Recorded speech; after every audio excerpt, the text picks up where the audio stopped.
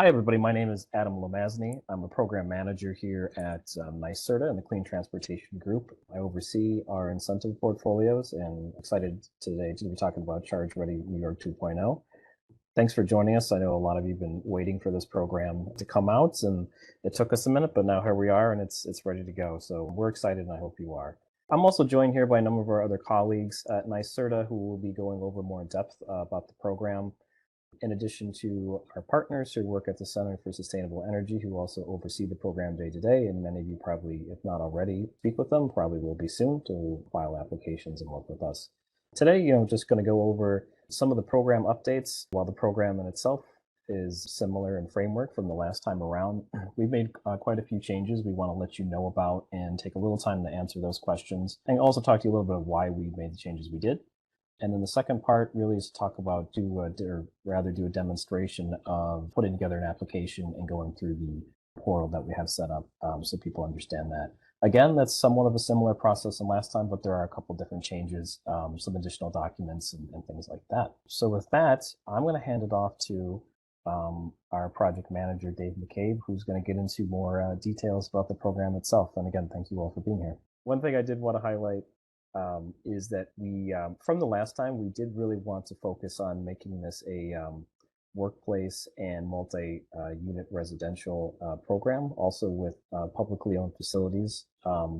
We also have a lot of program commitments to disadvantaged communities, and really want to see infrastructure built in places that it's been hard to electrify and get the chargers deployed. We took a lot of feedback from the first round of the program, so some of the changes, or a lot of the changes, come from that. But a lot of our focus, again, for this program is that we're also excited to introduce a bonus program that Dave will talk more in depth about, which we think is pretty exciting, and hope you find that to be the same as well. So now with that, I actually will give you off to Dave. Thanks, Adam. So as you mentioned, my name is Dave McCabe. I am the project manager for the Charge Ready New York 2.0 program, as well as the first round, the original round, which was just called Charge Ready New York. Again, this program is for level 2 chargers only.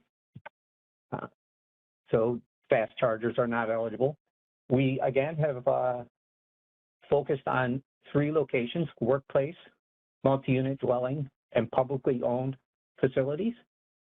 A big change from the first round to this round is that public facilities must be a municipally owned lot, so privately owned lots would not be eligible, and they must be located within a disadvantaged community to be eligible. So that's a big change for the public locations. We have also modified the rebates per port. Public locations will still be eligible for $4,000 per port, but workplace and multi-unit dwelling locations will be eligible for $2,000 per port. Workplace and multi-unit dwelling locations are still eligible for the disadvantaged community bonus. So if you're located within a disadvantaged community, you'll receive a $500 bonus per port.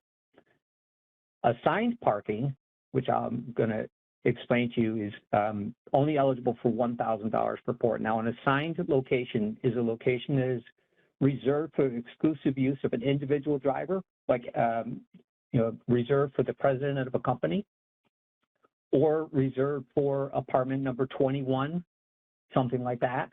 Assigned locations are only eligible for $1,000 per port.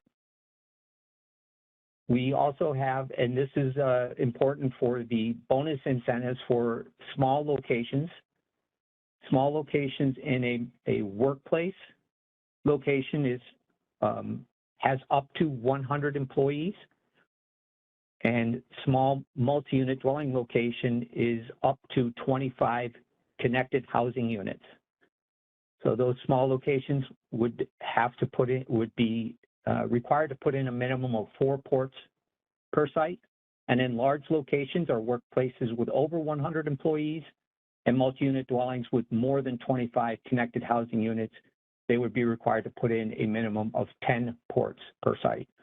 All publicly owned locations are only required to put in a minimum of 4 ports per site. Charging networks must provide a toll-free customer support number that is readily accessible to customers 24 hours a day. So similar to the first round, applicants are eligible to apply in two ways. You can apply as a pre-installation application. And what this does is it reserves funding for you. And once your application is approved, you have 180 days to complete your installation, or 6 months. If you don't complete your project within those 180 days, your project will be canceled and those funds will return to the program. You can apply as a post-installation application, and that would be after the chargers are installed and activated and ready for use. You must apply within 90 days of that activation date, and that activation date must be after the program effective date, which was the date the program was launched, which was July 19th. In this round, we're also allowing installers to apply on behalf of the equipment owners.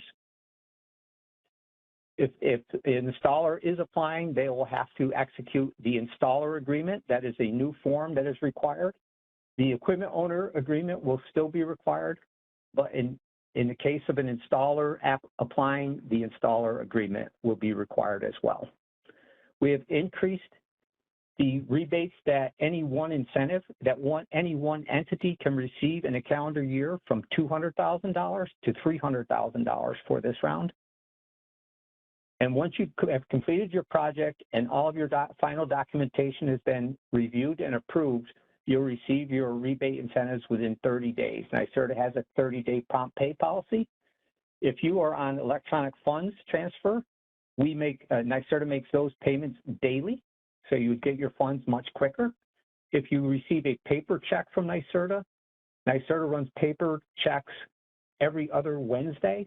So depending on when your project was approved, it may be 2.5 weeks before the check was mailed out, and then again, how much longer it takes for the postal service to get your mail to you. So it may be 3 to 4 weeks before you get your final payment. So I suggest everyone sign up for EFT. Applicants are eligible to apply for up to 25% of their available parking spots. So if you have 40 parking spots, for instance, you'll be eligible for 25% of those, or 10 ports. Now, this also applies to your assigned and unassigned locations as well. So if you have 40 parking spots and 10 of them are assigned locations, in other words, reserved for individual apartments or individuals, you would be eligible for 25% of those 10, which is 2.5. We don't round up, so you'd only be eligible for 2 ports in your assigned locations. And the same in the unassigned locations. 25% of the unassigned spots are eligible for ports as well. And you're eligible for up to 40 ports in this round. Anything more than 20 ports, NYSERDA will review to determine the eligibility. So all locations must have a maximum of 20 parking spaces. And I'll break it down in each one of the different locations. So workplaces, some of the parking lots at work spots are multi-use parking facilities, but more than 50% of the available parking must be for the employees of that workplace location. Multi-unit dwellings must have a minimum of 10 or more connected housing units to be eligible. And in this round, motels and hotels will be considered multi-unit dwelling locations. They were public locations in the first round. There'll be MUDs in this round. And again, a publicly owned facility must be a municipally owned lot. So privately owned lots are not eligible. And the price for EV parking in a municipal must be no more than the municipal's on-street parking rate to be eligible. Okay, bonus incentives. So in this round, we have included a bonus incentive for workplace and multi-unit dwelling locations. For anyone that opts into the bonus incentive, they will be required to send out quarterly marketing and industry updates to their employees and tenants. So there's 4 of those that are required. And then they also must complete 2 of 3 options. The options are to host a ride and drive event, complete a group purchase of electric vehicles, and offer free charging to your employees and tenants for at least 1 year.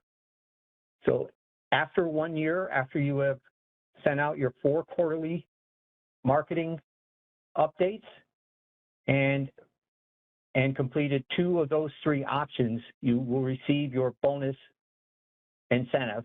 And small locations would be eligible for $4,000, and large locations will receive a $10,000 bonus incentive. Okay, in this round, we redid the requirements for the equipment and network providers. So everyone has to reapply. So no, whether, if you were in round 1, it doesn't matter. You're not grandfathered into this round. Everyone must reapply to RFQL 5312 to have your chargers and networks pre-approved for this round. Any charging equipment vendors who white label third-party equipment, they can only apply after the original equipment manufacturer has applied and has been pre-approved for those models. So once the OEM has applied and been approved, then the vendors who white label those models can apply.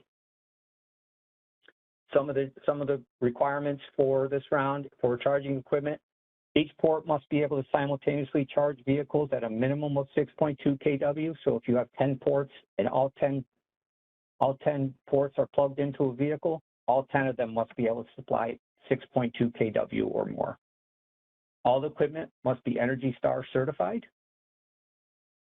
Charging equipment must have a display screen that will clearly display customer pricing, or you can have a kiosk that will display pricing and collect payment.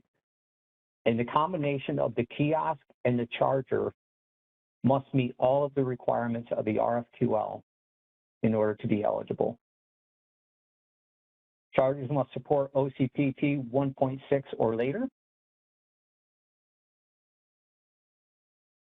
Everyone will have until March 31st of 2024 for their equipment to be ISO 15118 hardware ready. And all charging equipment and all accessories must be backed with a warranty of 36 months or longer. That's a change from the first round. First round, I believe it was 24 months. In this round, we're requiring 36 months. For the networks, all chargers must be networked. All networks must accept 2 forms of payment, one of which must be by credit card. Networks must provide NYSERDA direct access to the charging station data through their online portal so that we can view all charging stations in real time. And all networks must provide a customer support service number for maintenance that is readily accessible to customers 24 hours a day. With that, turn it over to GI. He's going to talk about the demonstration and the application process. Thanks, Dave and Adam. Hi, everyone. My name is Jie Wang, and I am the training coordinator here at NYSERDA. And today I will be demoing the application process for the new Charge Ready program through our NYSERDA Salesforce portal. So there are 2 to 3 total steps when submitting the application, depending on if you are applying before or after your charging equipments are installed. And the first step is the participant agreement, and there are 5 total steps in this application. I wanted to let everyone know that if you have already completed this agreement during the last round, you are required to complete a new one for the Charge Ready 2.0 program. And step 2 is the project application, and there are 9 total steps. Although you can fill this form out, you cannot submit it until your participant agreement is completed and submitted. That's why we highly suggest everyone to start with the participant agreement. And if you are applying for incentives after your charging station is installed, the project application will be your last step. And you will need to submit this application within 90 days after your equipments are installed. And lastly, we have the pre-approval resubmission. And this step has 5 total steps in the application. This step will only be required if your application is submitted before the charging equipments are installed. And once NYSERDA has reviewed and approved your initial application, you will have 180 days to complete the project and resubmit the application for final approval. Before I start the demo, there are a couple more things I'd like to mention. First thing is that all required fields on any steps must be completed before you can advance to the next. And all required fields will have a red asterisk indicating that they are required. And lastly, the progress is automatically updated when completing a step and advancing to the next. So this is intended to help participants who cannot complete any of these agreements in one sitting and may want to return at a later time to pick up where they left off. So without further ado, I'm going to jump into the demo. So before you start your application process, you will need to have a NYSERDA portal account. So let's just quickly sign up for an account. So as you can see here, I have filled out all of my required fields that indicates a red asterisk.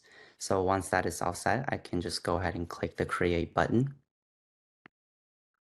There we go.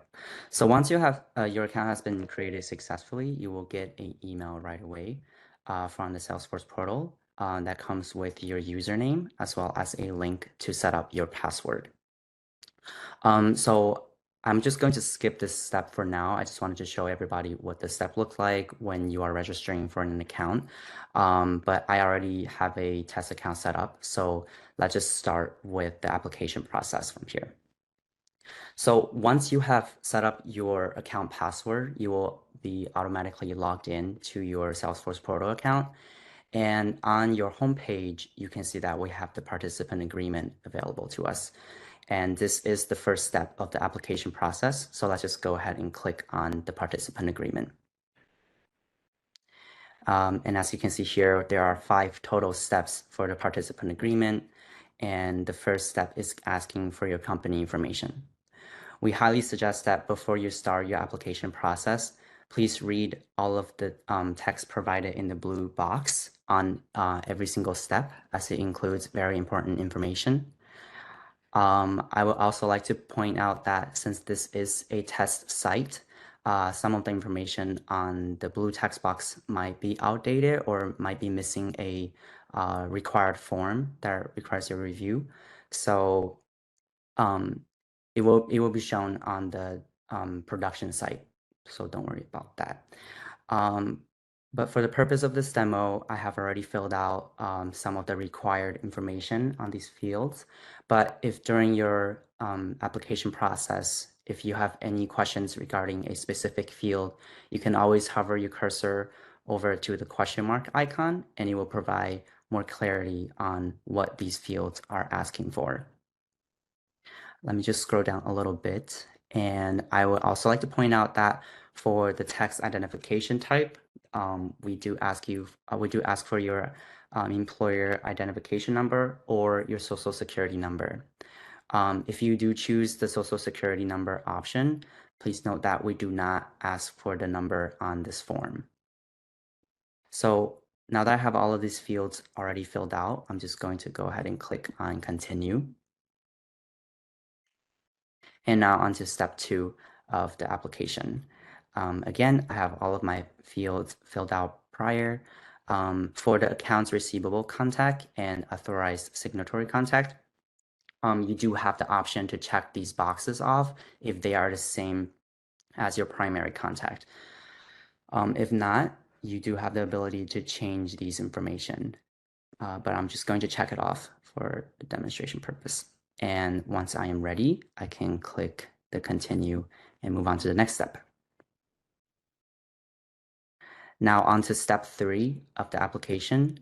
Again, make sure you always read the text provided in the blue text box. And once you have read and understands all of the manual and agreements, check off all 3 of these boxes and move on to the questions. I have already selected no since none of these applies to my company.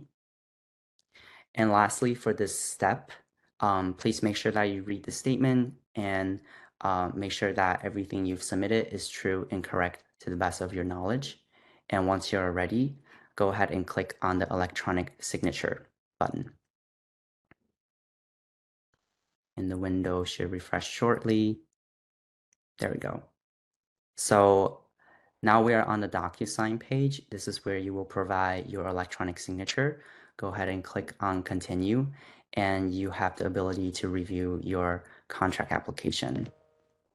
And once you are ready, you can go ahead and click on the start button, and you will be brought to the bottom of the application where you can sign. Okay, so for background information, since I just click on sign, it already gave me the signature, but this is because I've went through this process multiple times. But if this is your first time doing an electronic signature, you do have the ability to either choose the one that system provided for you, or you can draw your own, or you can also upload your personal electronic signature. But as you can see here, my signature is already added. I'm just going to go ahead and click on finish. And now we should be brought back to step 3 of the participant agreement. Scroll down to the bottom again. And as you can see here, instead of the button, it is now dating the date that I have provided my signature, and the continue button becomes available. There we go. So on to step 4 of the participant agreement. Again, read the blue box, and as you can see here, at this point, no other documents are required, and your signed application is automatically generated. So you do have the option to click on the document hyperlink to review your application one more time. But other than that, there's no other required documents needed at this point. So you can go ahead and click on the continue button. And lastly, step 5 just asks you to make sure that everything in your application is ready to be submitted. If you do want to make any edits, you can always click on the previous button or the circular checkmark icon at the top to go back to a specific step of the application. But once you are ready, make sure you click the submit button to submit your participant agreement. And after that, as you can see here, your application has been submitted successfully. So once you have done that, please go ahead and go back to your NYSERDA Salesforce portal. And if you refresh this page, you can see that the status of the participant agreement just went from unsubmitted to submitted. And now we can go ahead, move on to our second step of the application process, which is the project application. If you clicked on the Submit a New Application tab, you can see here we have the Charge Ready New York 2.0 program available. So go ahead and click on that option. And we are now on step 2 of the application process. And the project application has 9 total steps. Again, make sure to read the text provided in the blue box and check off the option that best describes you. In this case, I'm going to choose the middle one, that I am the equipment owner and I will do my own installations, and the incentives will be paid directly to me. Once you choose your option, go ahead and click the Save button. And we are now on to step 2 of the application process. And here you can see that I have 3 primary contacts added automatically. And we have 3 different contact roles. That is the payee, the installer, and the equipment owner. However, in order to move on from this step, you need to have 4 primary contacts. And the 4th role would be the site owner. So if there is information on here that you need to make changes to, you can always click on the edit button to that specific role. But if it is missing a primary role, you can go ahead and click on the add a contact hyperlink. And please bear with me while I fill this out really quick. And on the contact role dropdown, make sure you select the right role. So right now we're missing the site owner. and make sure you check off the primary box. So if you do somehow forget to check off the primary box, you won't be able to make an edit to that contact. You will have to delete it and then add it one more time. So always make sure you check off the primary box since it is not indicated as a required field. And the reason for that is because you are allowed to have multiple of the same role, multiple contact of the same role, but you need to have at least one primary contact. So now once you're ready, you can click the Save Changes.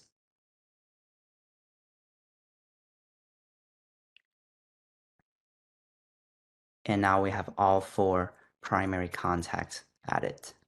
And once you are ready, go ahead and click Continue. And now onto step 3 of the application process. Here we need to add our site information. I would like to point out that if you are installing charging equipments for multiple sites, you have to submit separate applications for each site that you are applying the incentives for.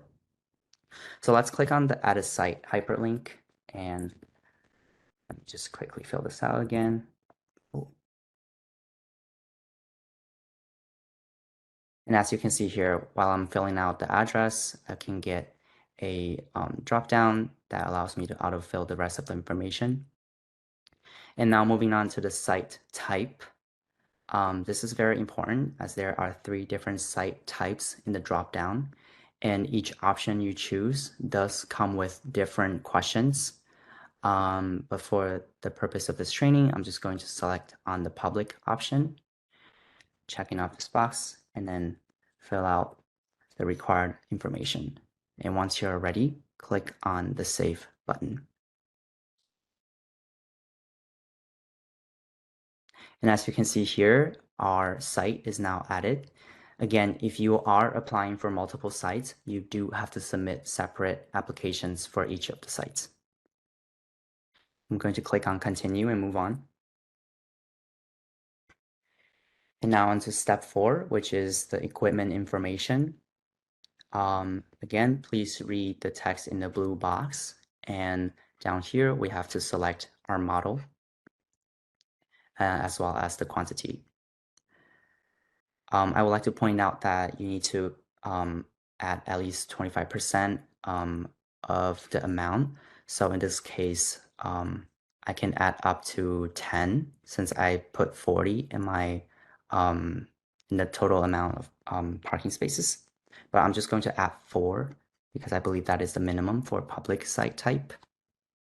And if for any reason that the amount that you put in does not meet the requirement, there will be a warning from the system so that you can get a message to learn about like what is the minimum requirement that you have to add.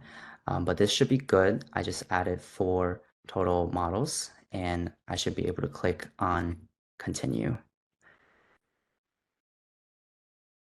Okay, so now onto step 5 of the application.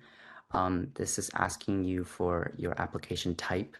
And this is what I meant earlier by if you are applying for your incentive before or after your charging equipments are installed. I would like to point out that if you are applying for rebate after your equipment's already installed, there are additional information that you will have to fill out once you select this option. And this will be your final step during the application process since your equipment's already installed. But for now, I'm just going to choose the first option since this will require us to submit the resubmission application. So I'm just going to choose the pre-approval prior to installing charging equipment and click Continue. And one thing I would like to point out here is that notice how we just went from step 5 of the application onto step 7. That is because step 6 is not required at this time since you did not choose the second option. However, that step 6 will be a required step during the resubmission process. So for anyone who will be applying for after your equipments are installed, you will be able to see what that steps looks like later on in the demo. But for now, the project documents step asks you for 4 total required documents. There might be more depending on the certain option you choose early on in the application. I'm forgetting what the document is called. If Dave, you want to point that out. I believe it was the installer agreement. It's the installer agreement would also be required if the installer is applying. Yep. Thank you. So for now, let me just quickly upload the 4 required documents. I'm going to click on the choose file and please bear with me. All right. All right. So now I have all 4 of my documents added. And on this step, you do also have the option to add supporting documents if you have any. Dave, could we get some examples on the type of supporting documents that people could upload?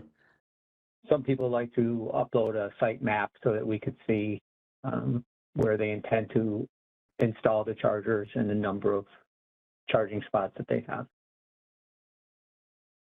Thank you. So yeah, so if you do have supporting documents, you are allowed to add it under the other documents section. But for now, I'm just going to move on.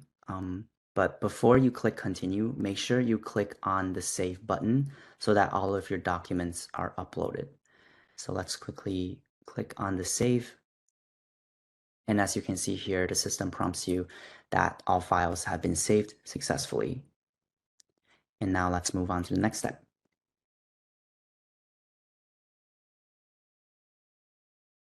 Step 8 of the project application allows you to review all of your information that you submitted previously. So once you have reviewed your application, you can go ahead and click on continue. And lastly, for the project submission, please make sure you've read all of the statement and that everything is true to the best of your knowledge. And once you're ready, go ahead and check off these boxes and the submit button will become available. Again, please make sure you click the submit button to make sure that your application is submitted. And here the system will prompt you that we did receive your application and we will be reviewing it in the next 2 weeks.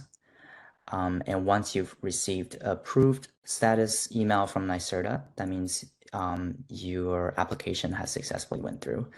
And if you did choose if you did apply for the program before your charging stations are installed, you are now allowed to move on to the 3rd step, which is the pre-approval resubmission. So let's just pretend that we have already received the approved email from NYSERDA and we are ready to move on to the 3rd step. Go ahead and click on the Projects tab. And here, make sure the dropdown is changed to the all view so that you can see all of the applications you've submitted. Let's look for the one that we just submitted, which is today's date, August 17th.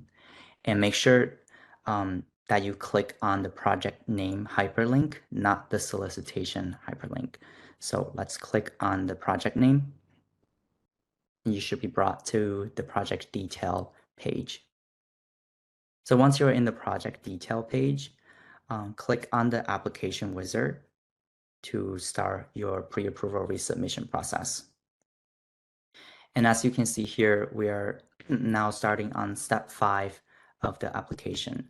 So this is normal, and this is basically a continuation of your project application. It just requires more information if you are submitting the resubmission application. So the option is already selected as pre-approval prior to installing. So we can just go ahead and click continue. And now onto step 6. This is the step that we skipped earlier in our project application. So again, this will still be a required step for both types of application. However, I don't have any test data right now to fill all of these out. But when you are applying, you are required to fill out all of the required fields. I believe something new for this round is that we added a unique ID field. And if you're not sure what it is, you can always hover the question mark over and it will tell you what this unique ID means. But again, since I don't have test data, I won't be able to fill this out right now, but I am able to show everyone the next step and what the difference is. So on to step 7, the project documents step. You can see here that there are more required documents, and I believe there is supposed to be more than just 4 more required documents. Dave, if you could provide more clarity on that, that would be great. But in the meantime, I'm just going to add the rest of the. Yeah, there's more required documents, mostly photos. We require an installed site photo, a photo of the serial number, a customer support number photo, and the charging equipment pricing photo are all additional documents that are required besides what you see here. Thank you. So those required documents will be shown on the production site. Again, this is just a test account that we're using on the test site. So back to the training, I have just added all of my required documents. Again, make sure you click the save button so that everything is added. And after that, you do have the option again to add supporting documents if you have any. If not, go ahead and click on the continue button. Step 8 is the same. You're allowed to review for your project application. Once you have reviewed all of your information, go ahead and click on continue. And as for step 9, I won't be able to show everyone how it looks like, but it should be pretty similar to the project application. The reason why that I cannot show it right now is because I couldn't complete step 6 since it is asking for a lot of actual data. But once you are ready to submit your application, there will be a submit button available to you. So make sure you click that button so that your resubmission application is submitted. I just note that step 6 is the step where we add all the information regarding the individual charging station. So it has the latitude, longitude, the serial numbers, the network IDs, and things of that nature. And we need all those for each individual port. So there's a lot of information that's added in on that step 6.